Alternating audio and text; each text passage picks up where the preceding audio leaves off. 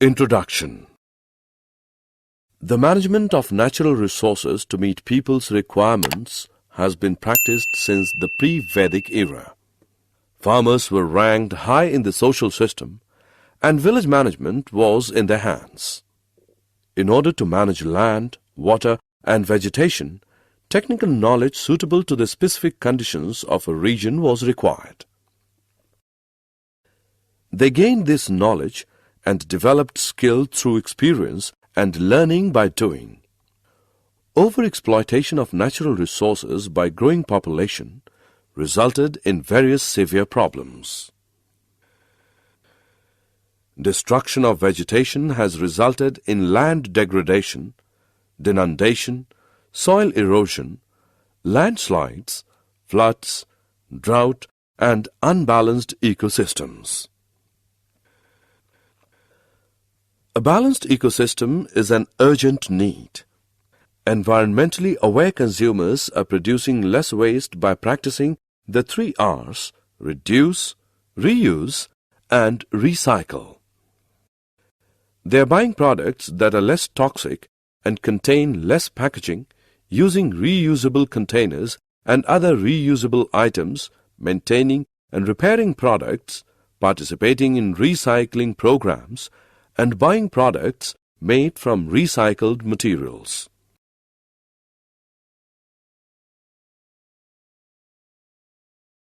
Objectives.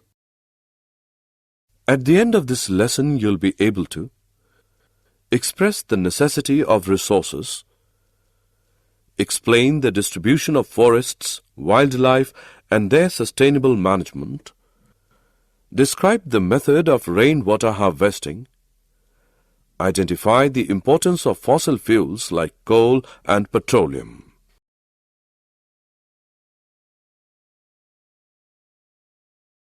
Why should we manage our resources? Not surprisingly, exploration and development of our natural resources has spin-off benefits, especially in construction, manufacturing, and professional, scientific, and technical services. Most of the growth in the economy comes from natural resources like diamonds, oil, and gas especially. And the linkages between the resource activity and other sectors, such as retail trade, are not as strong as they could be. While this growth is good news, it means that much of the natural resources are being used off. There are some resources which cannot be replaced, so it is our duty to take proper care of them. Forests and wildlife. The forest is a complex ecosystem consisting mainly of trees that have formed a buffer for the earth to protect life forms. The trees which make up the main area of the forest create a special environment which in turn affects the kinds of animals and plants that can exist in the forest. The FAO, Food and Agriculture Organization, has defined forest as land with tree crown cover or equivalent stocking level of more than 10% and area of more than 0.5 hectare. The trees should be able to reach a minimum height of 5 meters at maturity. In the tropical and subtropical region, forests are further subdivided into plantations and natural forests. Natural forests are forests composed of indigenous trees not deliberately planted. Plantations are defined as forest stands established by planting and seeding in the process of afforestation or reforestation. There are about 16 major types of forests in India, from the tropical type to the dry type. Forests can develop wherever there is an average temperature greater than about 10 degrees Celsius in the warmest month and an annual rainfall in excess of about 200 mm annually. In any area having conditions above this range, there exists an infinite variety of tree species grouped into a number of stable forest types that are determined by the specific conditions of the environment there. Forests can be broadly classified into many types, some of which are the taiga type, consisting of pines, spruce, etc., the mixed temperate forests with both coniferous and deciduous trees, the temperate forests, the subtropical forests, the tropical forests, and the equatorial rainforests. In India, it is believed that organized exploitation of forest wealth began with an increase in hunting. Ashoka the Great is said to have set up the first sanctuary to protect the forests and all life in it. The Mughal rulers were avid hunters and spent a great deal of time in the forests. It was during the British rule that the first practical move towards conservation in modern times took place. They established reserved forest blocks with hunting by permit only.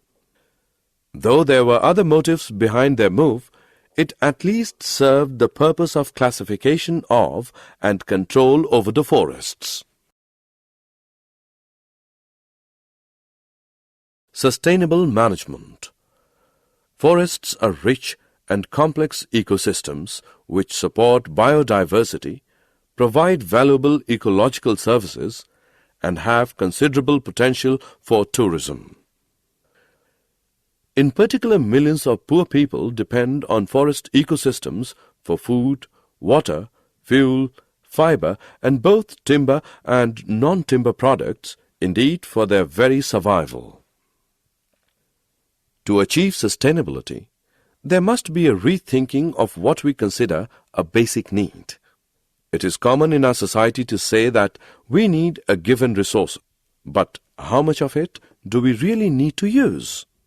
Also, how do we decide what the basic needs of our ecosystem and the organisms living within it are?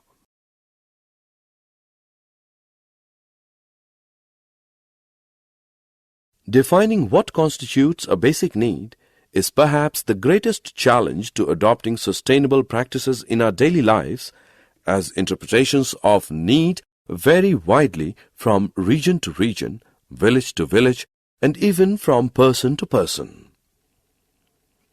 While ecologists are usually averse to putting a price on what is considered invaluable, the people argue convincingly that by not considering the economic benefits of forests, their conservation status is actually undermined because their diverse economic contributions remain largely unrecognized or undervalued. Water.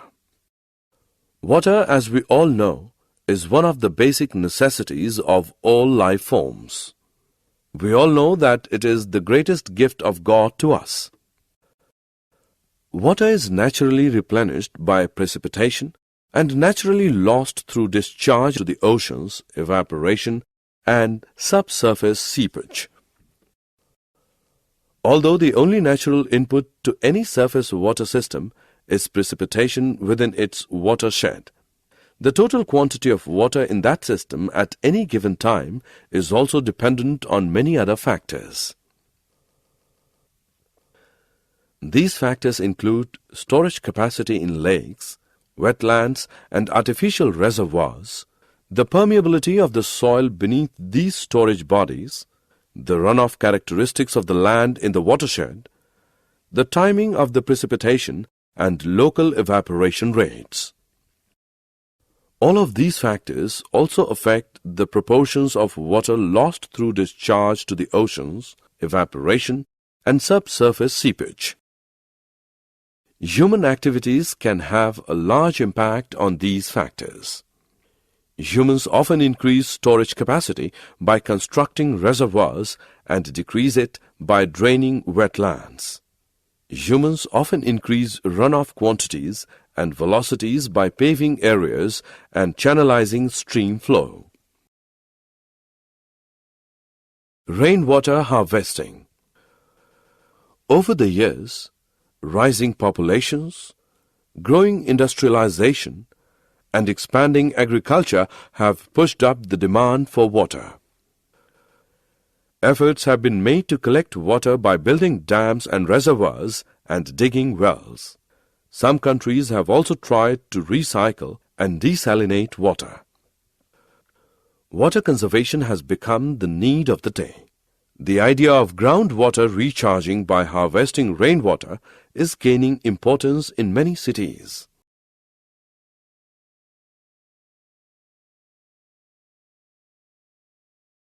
In the forests, water seeps gently into the ground as vegetation breaks the fall. This groundwater in turn feeds wells, lakes and rivers. Protecting forests means protecting water catchments. In ancient India, people believed that forests were the mothers of rivers and worshipped the sources of these water bodies. This has become a very popular method of conserving water, especially in the urban areas. Rainwater harvesting essentially means collecting rainwater on the roofs of building and storing it underground for later use.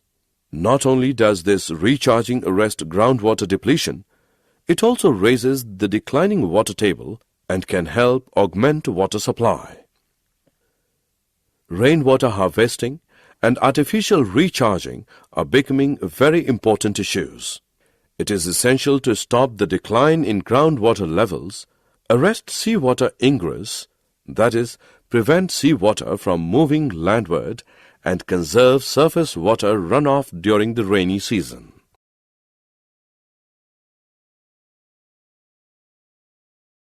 Coal and petroleum.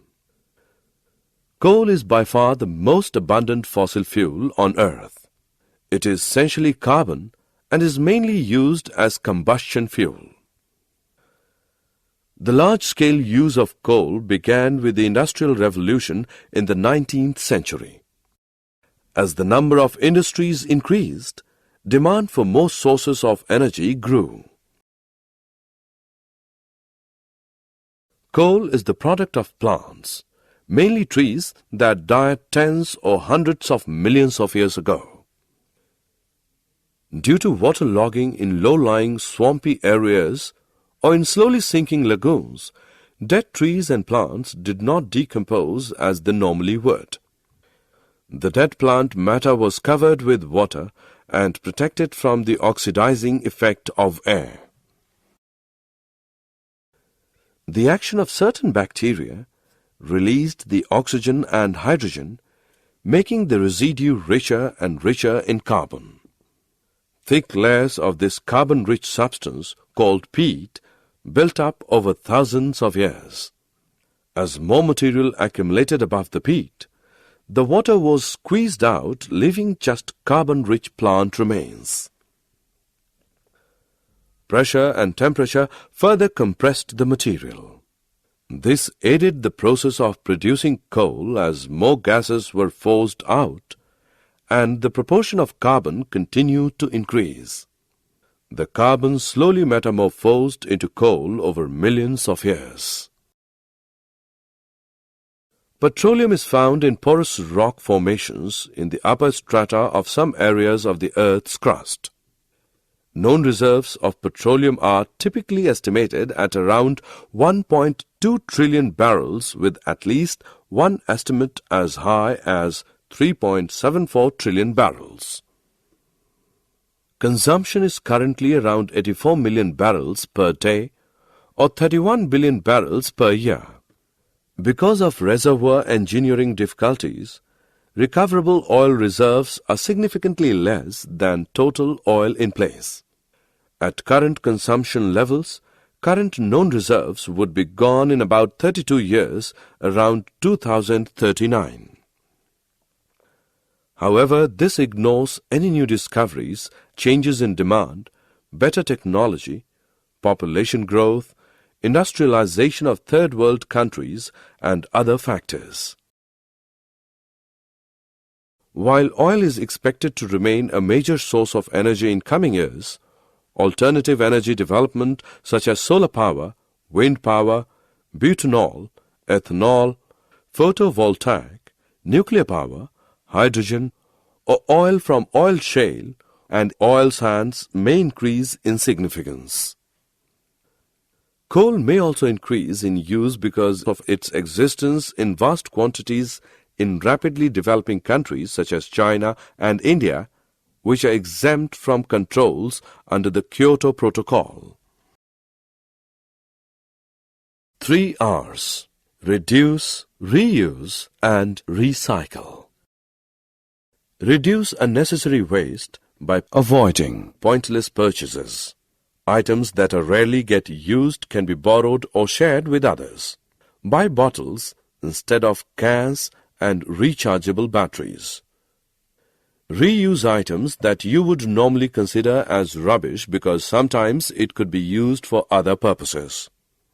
Instead of throwing items away, reduce waste by using them for other purposes. Paper and envelopes can be used as scrap paper for making notes. Recycle the waste products from which you can conserve some amount of energy. Make sure you have a recycle bin at your home. Keep it in an obvious place so that you will not forget to use it.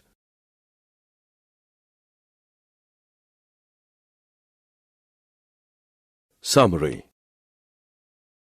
Let us summarize what we have learned. Most of the growth in the economy comes from natural resources like coal, oil, and gas especially. The forest is a complex ecosystem consisting mainly of trees that have formed a buffer for the earth to protect life forms. The FAO, Food and Agriculture Organization, has defined forest as land with tree crown cover or equivalent stocking level of more than 10% and area of more than 0.5 hectare. In the tropical and subtropical region, forests are further subdivided into plantations and natural forests. Ashoka the Great is said to have set up the first sanctuary to protect the forests and all life in it. The British established reserved forest blocks with hunting by permit only. Water is naturally replenished by precipitation and naturally lost through discharge to the oceans, evaporation, and subsurface seepage. Rainwater harvesting essentially means collecting rainwater on the roofs of buildings and storing it underground for later use. Coal is the product of plants, mainly trees, that perished tens or hundreds or millions of years ago.